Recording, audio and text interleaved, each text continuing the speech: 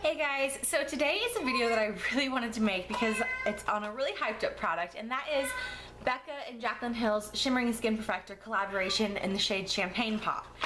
As a quick background, I own 4 of the pressed Shimmering Skin Perfectors now, and my favorite being Moonstone, and then I also have Opal, and lastly Rose Gold. And as you can see, as I was showing you those, they're all either broken or need to be repressed. That is because these are incredibly soft powders. No, I don't just throw them in a makeup bag and just on the go and let my kids get into them. That's not what happens. That did happen with Opal, and then I repressed it. It's a hot little mess, but it works just as well.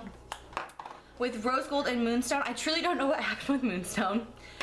With this one, I dropped it about an inch from my counter and it just shattered. They are really intense highlights, so I do like that. It's not an everyday look, it's not for everybody, but I think that the look in general is really pretty, especially with my dry skin. And then they retail for about $38 in the US.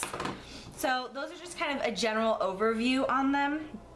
And here we have Champagne Pop right here. And this highlighter was marketed as a highlight that could suit absolutely any and all skin tones. And as you can see, I have pretty fair skin myself, not the lightest, but it's certainly on that fair side of the spectrum. And I want to be completely honest with this review.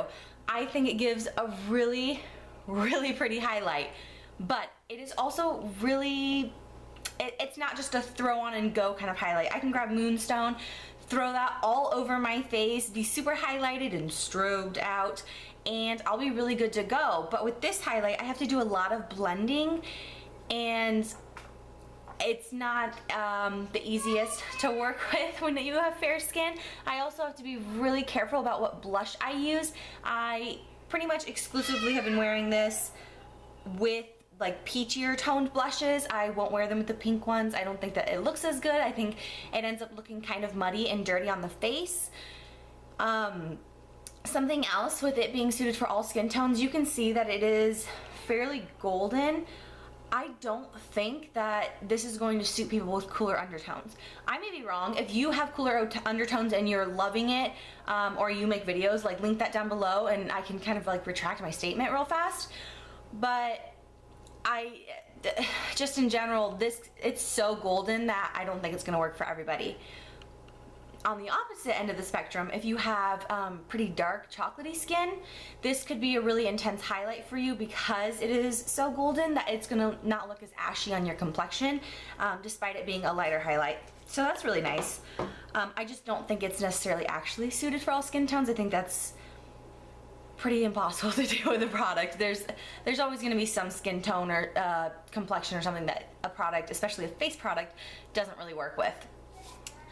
And something in general about this highlight that I've noticed a lot more than with say like Moonstone or Opal, which are my more regular ones. I'm gonna kind of zoom you in. Alright, as you can see as I'm zooming in, you can definitely see it on the skin. There are more glitter particles in this one than there were in Moonstone or Opal.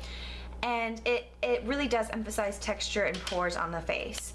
So it's not exactly the most flattering. I did try to do like a really highlighted look, and that is how it ends up looking throughout all of my face. It is definitely going to point out some imperfections. So ultimately my thoughts on the highlight are this. It's really intense, so it's really pretty and golden. That's really trendy for summer. And if you like the formula of the other Becca highlights, then it is the same formula, so you're not gonna like be missing out anything there. My negatives are the powders are incredibly delicate, so this is not exactly, if you're looking for one highlight and you want that highlight to be everything for you and you travel, you take it places, I would say skip the Becca ones in general. They're too delicate to really take around anywhere. This one I think emphasizes texture. I think that it emphasizes pores and that there's just more glitter in this one. Though I do think it's a pretty highlight, I think you have to be really careful with it. So it's just not the easiest thing to work with, in my opinion. well, yes, I do like it. I considered returning it, but once I found that the peachy blushes really did look pretty with it and didn't make my face look dirty, I decided to go ahead and keep it. And ultimately, I don't think it's worth the hype that it's getting. I don't.